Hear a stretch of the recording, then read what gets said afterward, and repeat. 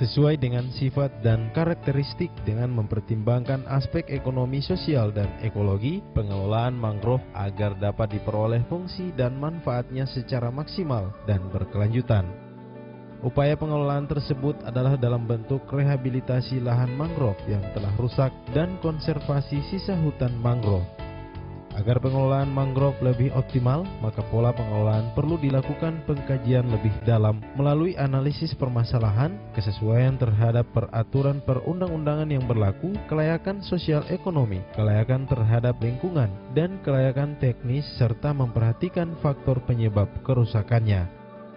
Lahan mangrove sebagian besar telah mengalami kerusakan permanen sehingga pemulihannya diperlukan waktu yang cukup lama dengan kebutuhan biaya yang tinggi. Untuk itu upaya pemulihan perlu dirumuskan pola pengelolaan yang tepat dengan asas pemulihan peran mangrove terhadap lingkungan untuk meningkatkan kesejahteraan masyarakat.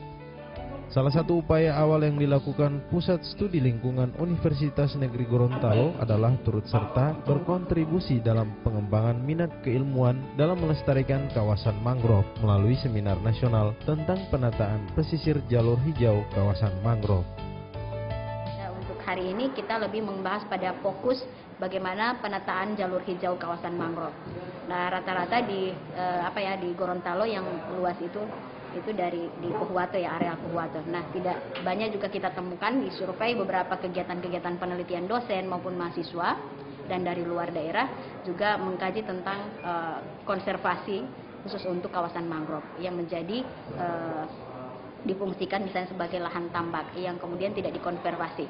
Nah, ini menjadi salah satu agenda-agenda kita ke depan dan mungkin ada lagi 2 kegiatan selanjutnya yang akan melibatkan beberapa stakeholder yang ada. Tujuannya adalah untuk meningkatkan kapasitas dari seluruh stakeholder dan kerjasama sharing program dengan perguruan tinggi, khususnya di PLN. Adapun beberapa kegiatan yang digelar dalam seminar nasional ini terdiri dari plenary seminar dan paralel seminar dengan menghadirkan para pembicara dari Universitas Gadjah Mada dan Universitas Negeri Gorontalo serta beberapa bidang sisi paralel tentang tinjauan kawasan mangrove dan konservasinya dari berbagai bidang kajian. Ekosistem mangrove itu penting ya, untuk dikonservasi dan kalau kita berpikir jauh tentang pembangunan ekonomi, sebetulnya konservasi lingkungan itu bukan sesuatu yang berlawanan dengan pembangunan ekonomi. Kalau kita mengkonservasi lingkungan itu sebetulnya adalah suatu basis ya, modal awal kapital kita untuk bisa mengembangkan ekonomi dengan lebih baik.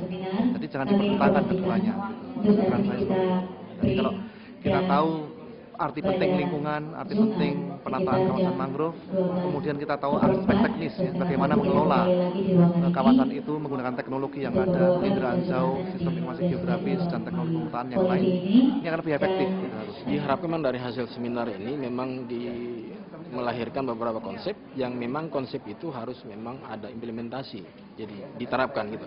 Jadi tidak hanya sekedar sampai di seminar gitu, tetapi ada metodologi tertentu bagaimana sehingga apa yang dihasilkan itu bisa diterapkan di masyarakat. Oleh sebab itu memang masukan-masukan yang praktis memang sangat kita butuhkan.